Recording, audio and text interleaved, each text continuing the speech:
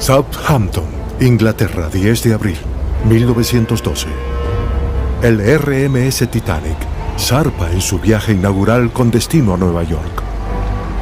Catalogada como insumergible, la nave de 46.000 toneladas ofrece a los pasajeros lo más reciente en comodidad transatlántica. Pero lo que los hombres, mujeres y niños a bordo no saben y nunca podrían imaginar es que el Titanic no llegará a su destino. El Titanic no era solo el crucero más grande y lujoso de la época, sino que también era considerado un milagro industrial. Era el objeto móvil más grande en la historia humana.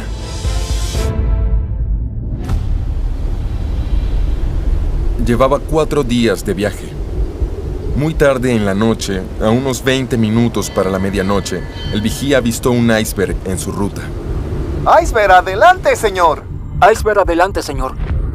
Y por desgracia, el barco iba demasiado rápido. ¡Potencia estribor! ¡Potencia estribor! Intentaron virar el barco, pero chocó con el iceberg a lo largo de la proa de estribor, rompiendo las placas de acero remachadas que componían el casco del Titanic. Hola, imagínate un gigante casi que imparable. Sí, estoy hablando del Titanic. Avanzando por el océano a pesar del peligro inminente.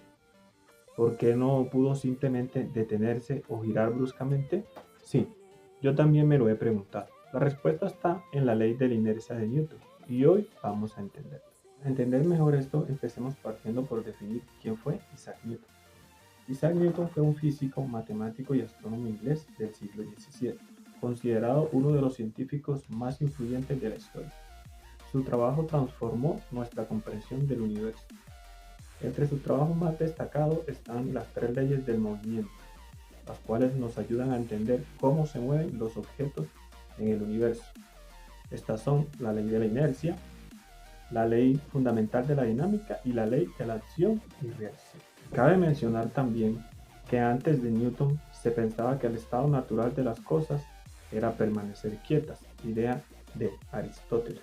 Es aquí donde Newton introduce la ley de la inercia, que define que todo cuerpo preserva su estado de reposo o movimiento uniforme y rectilíneo a no ser que sea obligado a cambiar su estado por una fuerza impresa sobre él. Para entenderlo mejor, vamos a explicarlo con un ejemplo. Si tenemos este vehículo totalmente detenido, él va a permanecer en ese estado a menos de que una fuerza sea ejercida sobre él. Ahora bien, para adentrarnos un poco más en el tema con el que iniciamos este video, tenemos que adoptar un concepto clave, el cual es la resistencia al cambio.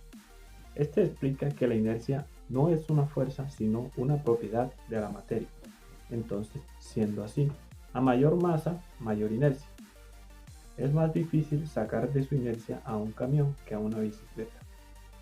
Otro punto que tenemos que mencionar es el papel de la fuerza neta. Este explica que si la suma de la fuerza es 0, el objeto mantiene su velocidad constante, que puede ser de 0. Para entenderlo mejor, si un objeto está totalmente quieto, va a mantener así hasta que sea aplicada una fuerza mayor sobre él. Siendo así, con los conceptos que tenemos hasta el momento podemos entender por qué era prácticamente imposible desviar efectivamente el Titanic, siendo un objeto que poseía una gran masa y por ende una gran inercia. Se necesitaba una fuerza mucho mayor para lograr desviar efectivamente el iceberg. Otro punto que cabe resaltar dentro de la ley del movimiento de la inercia es la inercia en movimiento. Este explica por qué todos los objetos en la Tierra se detienen. Si estás dentro de una sonda espacial en el espacio exterior, por ejemplo, y lanzas un objeto al vacío, este nunca se detendrá debido a que no hay fricción. En cambio, en la Tierra, todos los objetos se detienen debido a fuerzas externas como lo son el aire y la fricción. Entonces, con este concepto podemos entender también por qué cuando vamos en un vehículo en movimiento y este frena de repente, tendemos a irnos hacia adelante. Eso es debido a la inercia en movimiento. Entonces, para finalizar y tratar de entender un poco mejor la magnitud del desastre del Titanic, vamos a ahondar un tema basándonos en la masa como medida de la inercia. Cabe recalcar que la inercia no es una fuerza, sino la resistencia que ofrece un cuerpo a cambiar su estado de movimiento. Esta resistencia depende directamente de la masa. El Titanic tenía una masa aproximada de 52.000 toneladas. Debido a esa masa gigantesca, el barco tenía una inercia enorme. Una vez que se movía a gran velocidad, quería seguir moviéndose en esa dirección exacta con una fuerza implacable. Entonces, al momento del avistamiento, el Titanic viajaba aproximadamente a unos 42 km por hora. Aunque no parece mucho para un vehículo, para un objeto de 52 toneladas es una cantidad de movimiento masivo. El barco tenía no solo que girar el timón, tenía que vencer la tendencia de toda esa masa a seguir en línea recta. Cuando el timón gira, genera una fuerza lateral para desviar el barco. Sin embargo, esa fuerza era pequeña comparada con la enorme inercia que empujaba el Titanic hacia adelante. Debido a la inercia, los barcos grandes no giran como un coche. Cuando el Titanic intentó girar, la proa, o sea, la parte delantera, comenzó a apuntar hacia la izquierda.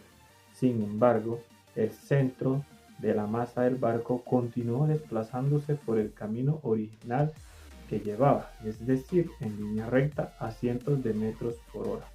Esto causó que el barco se deslizara de lado hacia el iceberg, en lugar de rodearlo limpiamente. Entonces, para terminar de entender esto, para vencer la inercia y cambiar la dirección rápidamente se necesitaba una fuerza externa neta considerable.